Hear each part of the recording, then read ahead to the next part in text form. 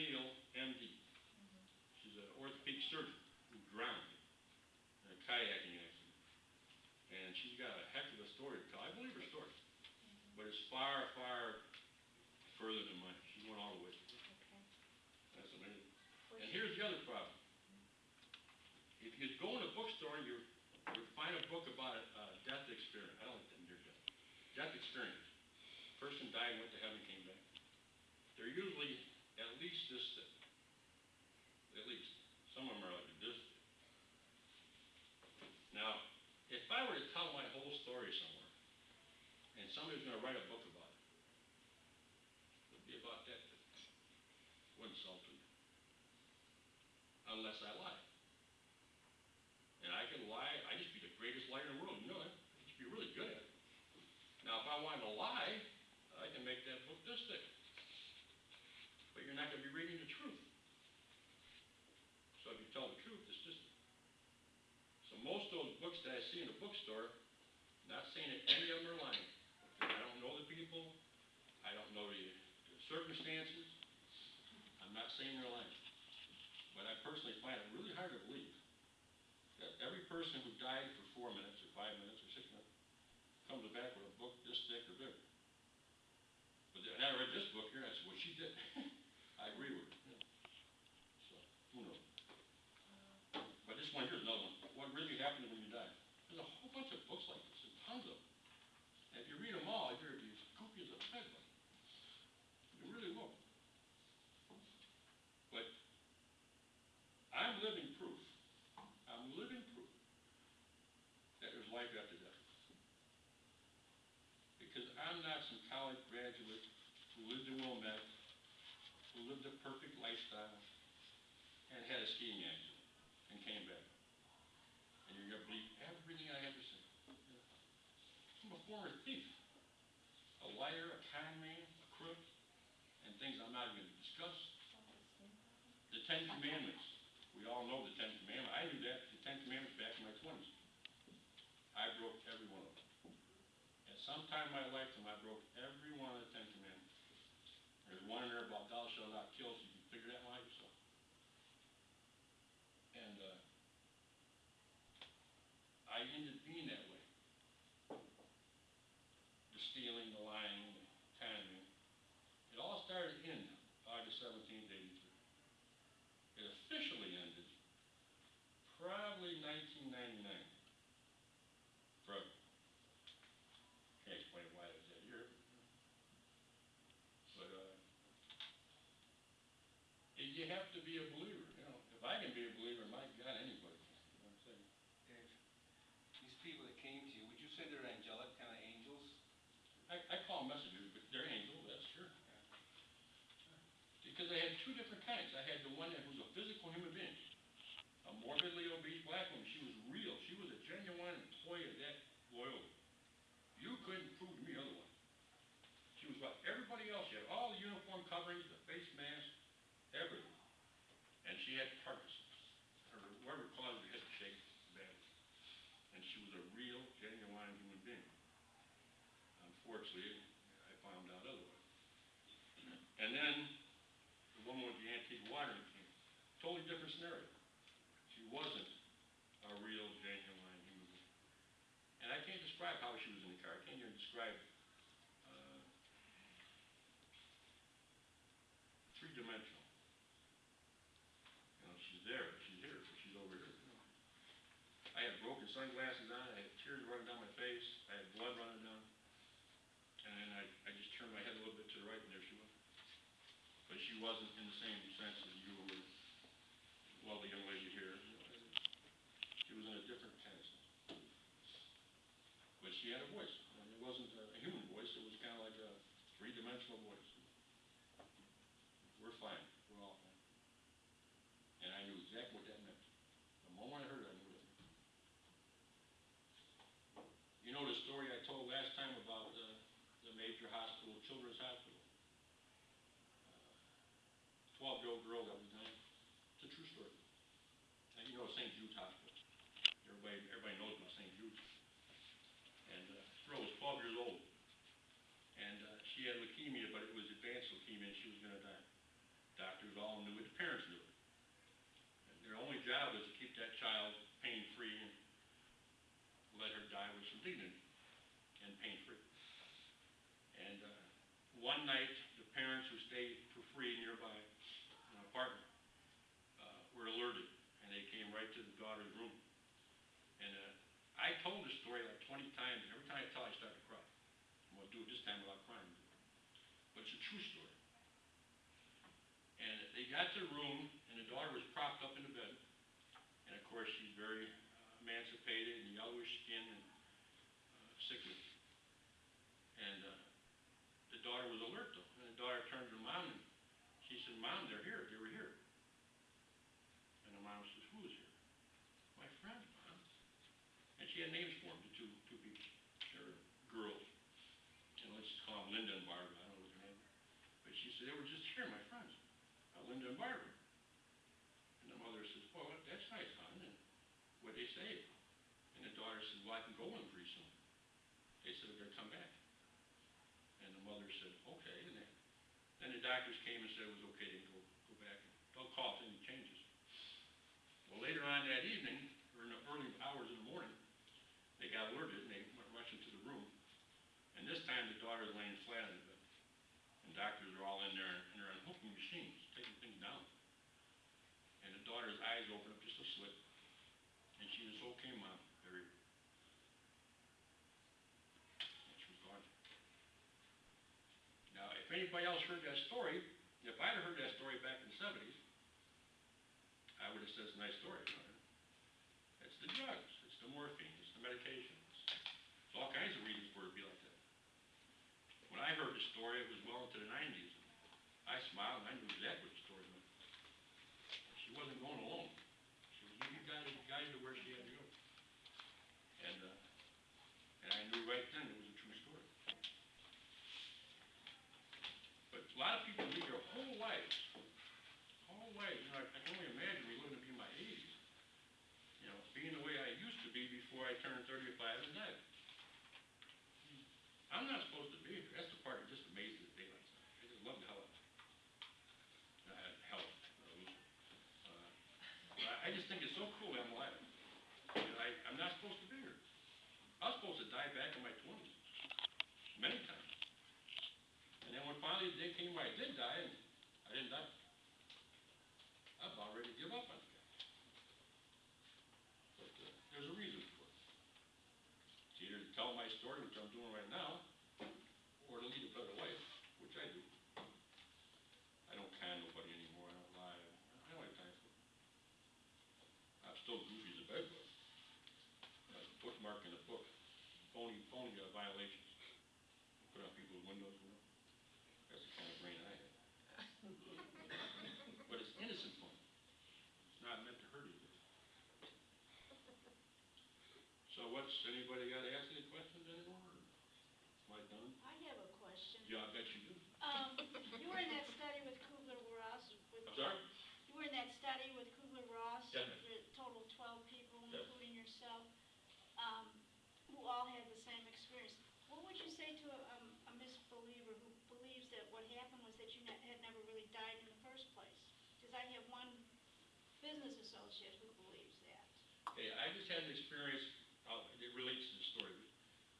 I had a former girlfriend, and I went to her Christmas dinner, and there was a guy sitting at this big round table with all these people, and he was a big guy, real big muscular fellow. And the lady, a friend of mine, she had mentioned I used to be a stuntman. I died, and then I said a few words, and when it got around to God, this guy said, "I don't believe this." He got pretty upset. He said, "I don't believe in that nonsense." And I got just the right word. I'm not here to change your mind. If you're a non-believer, that's your business, not my business. And defused it, that was it. But I'm not going to go around and tell anybody that you should be a believer. If you're not, you're not. All I know is what the Bible says. And the Bible says if you're a non-believer, you got a problem. If you're a believer, you'll have everlasting life. I'm still alive. I must be working at it. Must work. I don't argue with anybody. As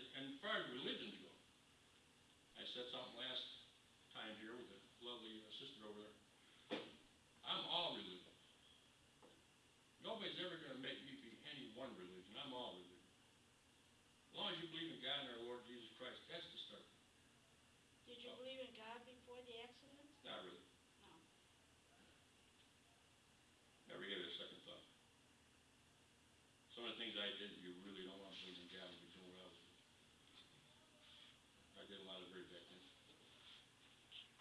But do I believe in God now? You better believe I do. I believe in God just as much as that sister right there, or anybody else. So do you think that might have been who was in the car with you saying that to you? Who? In the car, when you said, that voice said to you, That might be God. yeah, or some type of religious, I mean, you know, do you? I believe it was a messenger. That's how they do it. They bring these people to you, and they can look like anybody. They can look like you. They can look like this gentleman right here. They can look like anybody. But they're not of the human, not mortal. They're not mortal. They're very, I'm guessing, I would assume they've already passed on, they come back for a job. And in my Is that case, the only messenger you said you can't determine if it was a man or a woman, so? oh, I'm sorry. I didn't really look that hard. Because I was so upset and so distraught, I pounded my head on the steering wheel, I had blood gushing down both sides of my face. I had made a mistake. My wife died, she wasn't supposed to die. I was supposed to die. In my brain, that's my brain told me. And that guy lied to me. God lied to me. He gave me this ability to have no fear of death of any kind whatsoever. I don't care if you got a gun, I don't care if you have a knife, I don't care. And I had a lot of people like that come in. I owned a repossession company for 33 years. I had a lot of problems off the streets. And after 83, I wanted the problems. Bring them on. And I had no fear of that. None. And that's why I believe that the woman with the antique watering can was put into place.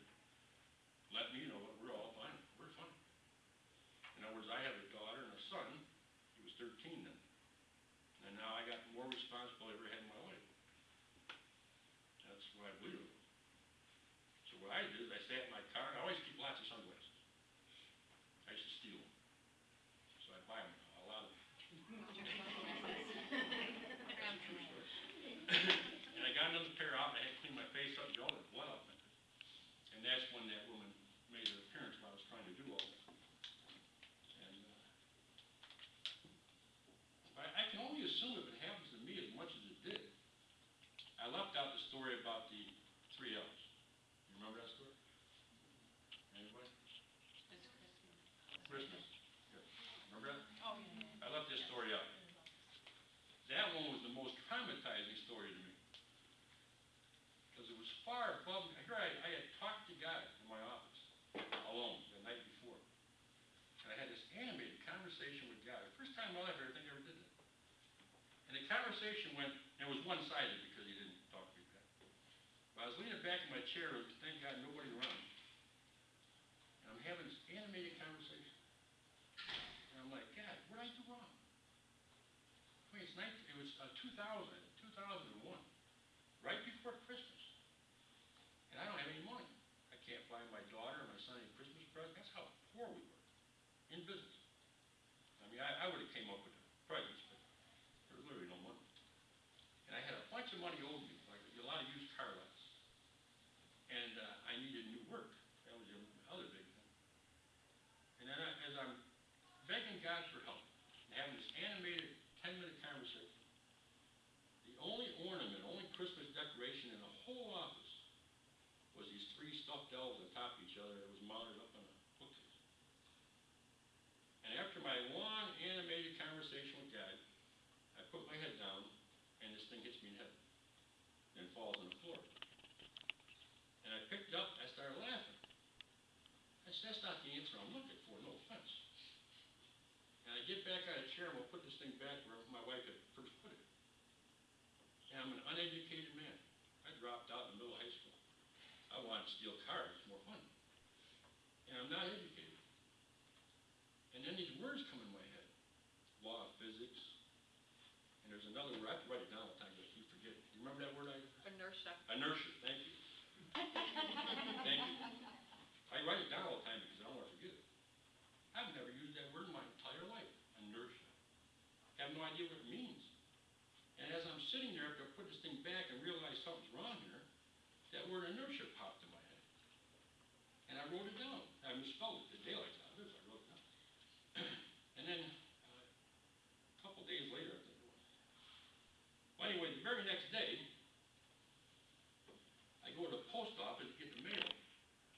I reach in to get my 1 or 2 pieces of mail, this thing is jam solid.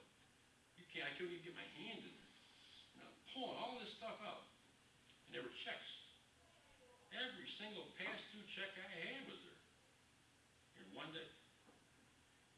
And then I get a phone call from my wife saying, we just got this brand new account. It was a major, major account. And it solved all our problems for a couple of years. All in one day. After having an animated conversation with God. And then that helped. It's Can you tell us human. what you said? Huh? I could use some checks. Can you tell us what you said?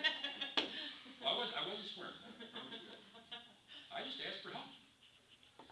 Yeah, here's the comedy part of this. And I'm sure a lot of you ever watched televangelists. Greatest comedy in the world. I love it. Remember Jimmy Swaggart? Remember when Jimmy Swaggart came out of his church after being gone for 3 months, being rehabilitated? And he said, I've sinned. And the tears were running down his face. I said, no, you didn't. You got caught. You didn't sin. You were a hooker and you got caught. But they all do it. They're all hilarious. That's the best comedy. And when I was laying in my mother-in-law's home, and I couldn't move around much. My legs were pretty much gone. Hands were pretty slick. And Betty worked at a school. And I had this cable set up. Betty had cable set up. I could pad it and change the channels. And it was the beginning of Jim Baker and Tammy Faye. Jimmy Baker and Tammy Faye. Thank you. And I was watching it all, because they ran 24 hours a day. I don't think they ever slept. And the comedy was just overbearing. It was just hilarious. And I found comedy, there's comedy everywhere. Comedy in God, comedy in churches sometimes. But to be a true believer, a true, genuine believer, not con man, a real believer, or con woman, to be a real believer, it's so simple, so easy. The problem, people try to sit down and read the Bible, that's where they goof up at. They'll sit down and open the Bible and start reading, and then they lose interest within a matter of 5 minutes. Because it's loaded with really great quotes. Quotes that work. But they're followed by 25 paragraphs where your mind just goes, disillusioned. So that's why you want to go to church. If you can. If you haven't got time, that's your business. If you want to go to church, whether it be a Catholic church or Seventh-day Adventist, Lutheran, it don't make difference. And hopefully find a good minister or priest or whoever that knows how to interpret the Bible and explain it to you. And then you're home free. And that's, did I answer your question? Yes. My brain does that, just goes this way. I have one other question, and I don't know if you know the answer. Was anybody in that study Jewish? That I don't know. The reason I was thinking of it, because Jewish people, their Savior has not arrived. So when they die, and that's it. And I'm wondering if that's why he doesn't believe, is because he's Jewish. Well, my dad was a Seventh-day, he's passed on. But he was a Seventh-day Adventist. And their religion is basically kind of like that. When you die, you lay in a deep sleep. So you don't go to heaven then? Or You don't go anywhere until, I believe, Jesus comes back. God comes back. 40. Yeah, but at least Jesus comes and eventually gets you. But the Jewish people, they believe once you're dead, you're dead. So you have to perform everything in this life and achieve everything in this life. I don't know how that works. I've got some really good Jewish friends because they're used car lot guys from way back in the Well, 80s. you should ask some of them if they believe. Well, they're so busy cracking humor, I haven't got time. They're funny people. They're fantastic people to talk to. Smart. Huh? They're smart people. They are smart. They'll corner a market, they'll hang on to it for dear life. And they make money. That's a sin, well, so be it. But, I don't know. I have a firm belief. My firm belief is my story never changes. It can't change. Every single word of my story is the same if I tell it now or I tell it a year from now. It doesn't matter. Did you have instant belief after realizing that you were alive from this accident, or as you improved and regained more of your abilities to walk and stuff like that, did it strengthen it? It started when that guy came to my room from Loyola, the religious leader from Loyola. It started there, slowly. Slowly, so it increased as you improved Right. your health. But as far as the Bible, belief in God and everlasting life and all that. It started in 2005. Do you think that if you weren't able to walk and you did have some disability from this accident, although God spared your life, do you think your strength, your faith in God would still be as strong as it is today? Or would you hold some resentment because it seems like you're a hell on wheels, that nothing would keep you down in the first place? No, because I could sin with a wheelchair. Okay. I could sin with anything. I don't take my legs off. I'll find a way to. But my sins are small. My sins are, I love that thing about I'm a born again Christian. When people say that, and I've had one do that. I said, you're a born again Christian. I just watch you sin. A little lady. What do you mean? I said, it's Friday and you're eating meat. Right there, that's a sin. And she kind of got irritated over it. But every one of us sin. We all sin. It's how big the sin is. You want to keep them as small as you can. I keep my sins really. I'll go out here on my way home and I'll put one of these fake violation tickets on somebody's car. I hope it's not mine, but I can Well, it borrow might one of be. those for my son. Yeah, but it's all mine. But that's my way of sinning. If that's a sin, hey, it's a good one. I like it. It's a laugh. My mother-in-law and Aunt Cheryl there were at O'Hare Airport many years ago, going to Vegas. And I went and got fake dog food. Used to carry around with me. I'm probably the only guy that went around and got on planes with fake dog food. But we're all sitting there waiting for the plane to take off, and the Southwest Airlines, or whoever it was.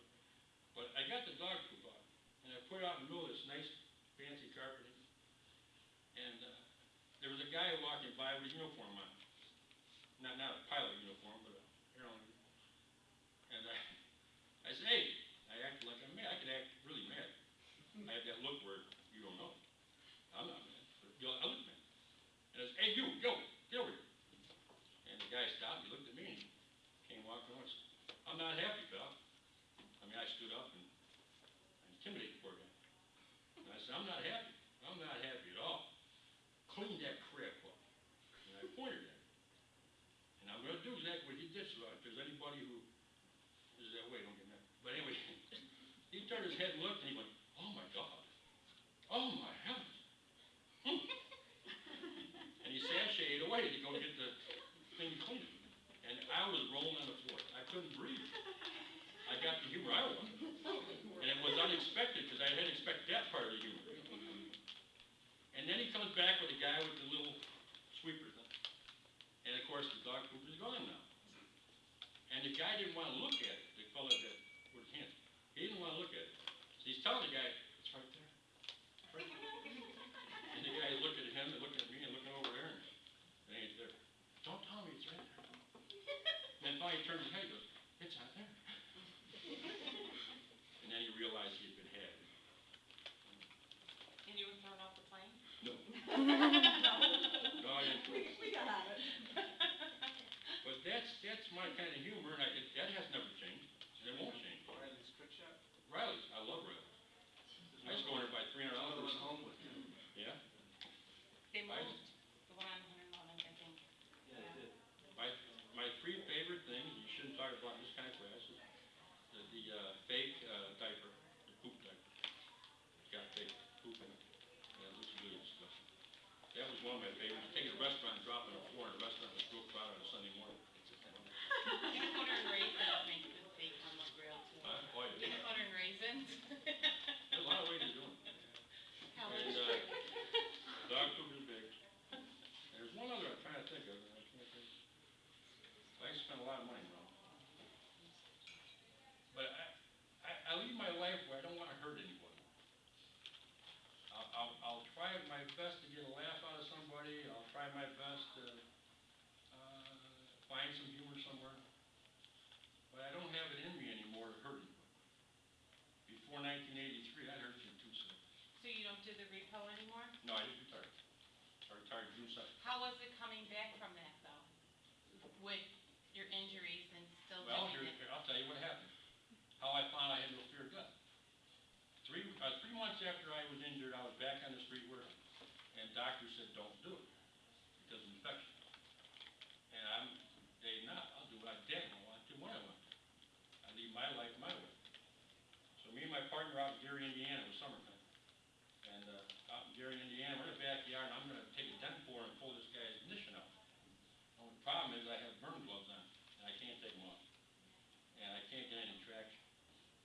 goofing around, my partner got upset, I got it, Dave, and he knocks the lock out. Right then, the guy come out the back door and he's got a gun. And the rules are you jump out of the car and yell his name as loud as you can. Hey, Bob, yo, repossession, GMAC. I didn't do that. I jumped out of the car and started trotting toward him. He's standing on the back step, he's got the gun like this. Get out of here, get out of here. And I said, give me the gun, give me the gun. And once he seen them burn gloves and other things, he decided he didn't want the gun, get rid of it. I picked it up and we left. When we got the car put away, my partner said, what was hell? I said, I don't know. I had no idea what had happened. And then later on that evening, I turned to him and I said, I don't have your shirt tonight. That's how I found out. And it's been like that ever since. Did you also try to then work with the people that you repossessed the cars with, or did you have more compassion, or was it still, no, it was just a job to do? Just a job. See, But I argue that point though, because I always was taken in about how you helped people that you repossessed. I helped quite a few. But normally, if you start doing that, you start being real compassionate about the person you repossessed, you end up finding out that you shouldn't have been so compassionate. Well, there's some that are, but some are just down on their luck. But the thing is, it's not my job to try to Right. figure out who. Right. I used to help a lot of people out during my courses. I had a bum that was sleeping on Belmont Avenue. And it's dead of winter one night, I drove by and I got out and I kicked a whole pile of these dirty things you don't want to touch. But I had my foot out and I'm kicking it like this. The guy pokes his head out, he says, what do you want? I said, I got $50 here, go get a place to sleep. I was never like, never gets me $50 to go find a place to sleep, I could care less. And that was part of the change.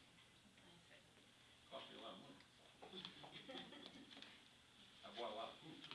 I have a relative that's in the auto business, and they did, one of the son-in-laws did some recall.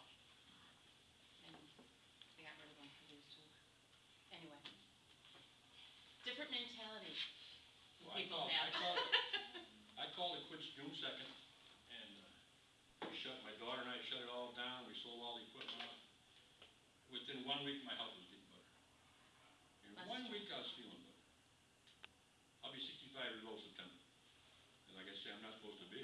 I'm not supposed to be breathing air. And since I am, I might as well have some fun. So, go to Sturgis, I'm going to go to Texas next week. And there's a bunch of old race car firms I have never seen before for years and years. And then I hope to go tell this story to a few more people. And then work at a gas station making lots of money. They make a lot of money. Somebody makes a lot. So what else? Do you ever go to the Ford Museum? Yeah, Yeah, nice, huh? very nice. Somebody has to go to. I've been getting to know a lot of so-called famous people. I never quite got that level, but I knew a lot of people that were. And it was really cool. Did you know